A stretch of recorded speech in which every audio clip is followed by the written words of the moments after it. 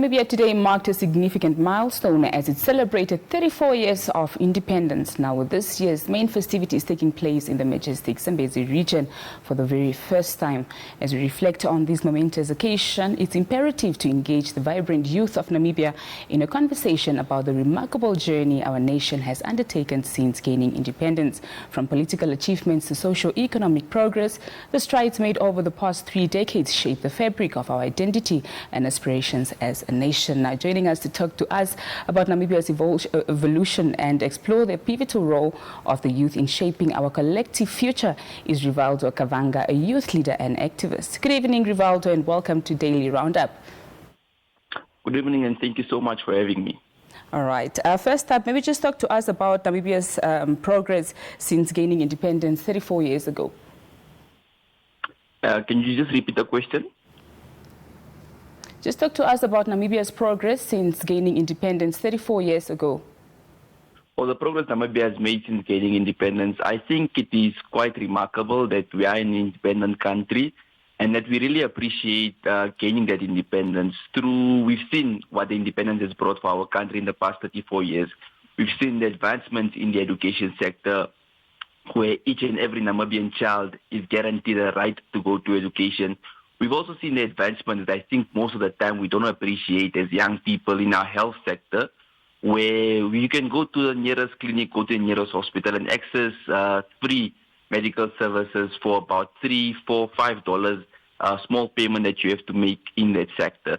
So we've really seen considerable development in all sectors. We've seen the progress that we have made as a country since gaining independence 34 years ago. We've also seen that young people have now also climbed towards the top, and we're also occupying key government and decision-making positions now in the country. So that's really one of the major developments that we've seen since gaining independence. All right. Now, how inclusive do you feel the youth are shaping, or are they in shaping Namibia's future? How inclusive do I think the youth are in shaping Namibia's future? I think we're very, very inclusive in shaping Namibia's future, particularly through our involvement in the political and governmental spaces. We've also seen that young people in particular continue to air out their concerns, and where development is needed, continue to have a say in that, especially in the education sector. So we are currently the generation that's planting for the next 10, 15, 20 years. So we're taking an active part in ensuring that young people are currently doing the work right now to ensure that we shape a better Namibia. All right. Now talk to us about the challenges that you believe Namibian youth face on a daily, that is when it comes to participating fully in the country's development. So the challenges we face on a daily is, of course, and a major one that probably also that will take the newspaper headlines tomorrow, which is youth unemployment that young people are facing. We face a staggering high unemployment rate in the country, which adversely affects not only the uneducated or those that were not privileged, rather, uneducated is not the right word, those who are not privileged to have an education or that were failed by the education system. We see they are unemployed. Consequently, we're also seeing a lot of graduates that are now going back into the streets.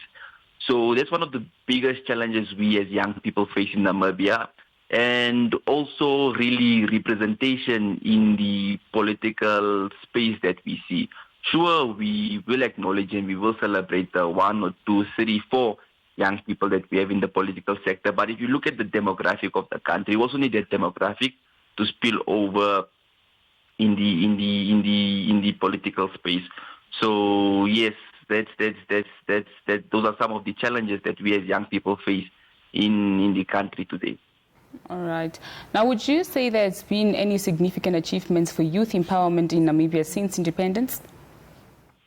Since independence, definitely we've seen the establishment we've seen the formulation of the National Youth Policy that has been drafted to ensure that the development of young people is spearheaded, and there's an action plan towards spearheading the development of young people. We've also seen that young people have been included in key positions, whether in the executive or in parliament, where they can also air their concerns and provide solutions to to that concern. But moreover, really, we have to appreciate the little things that government has done. And while it may not sound so little, just giving young people the access to educate themselves, to empower themselves, and consequently to set themselves forward to achieve all the development goals that we have for ourselves as a generation. All right. Now, Rivaldo, how involved do you think Namibian youth are in politics? How involved? We are making some steps, considerably slow steps, but we are making some steps. I would say we are semi-involved in the political landscape, and reason is, like I alluded earlier, while there are, and this is really a small number to be honest, there are a small number of young people in the political space. A large number of young people are not represented. So for demographic, and we've seen with the recent census preliminary results that over 70% of the Namibian population constitute the ages 35 and below. So we also need to see this demographic then spill over into politics. Then maybe we will see a more involved youth in the political space of the country.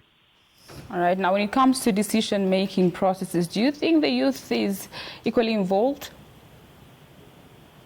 In terms of decision-making positions, I'd say yes. We've seen that Namibia currently boasts one of the youngest ministers in the continent, if not the world.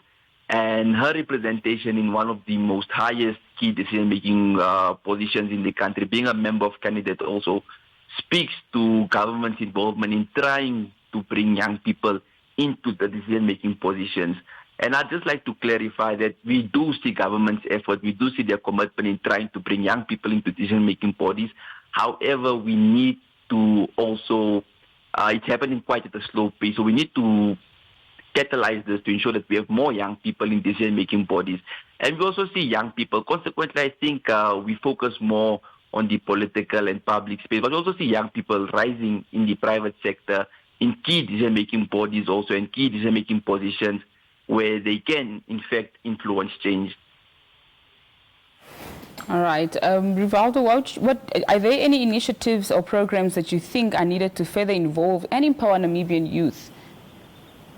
I think we really need more initiatives, and I'm glad that under the late President Hage Geingob, we've seen young people being involved under the Green Hydrogen Project with scholarships being given. I think we need more of those, but especially in the new emerging oil sector.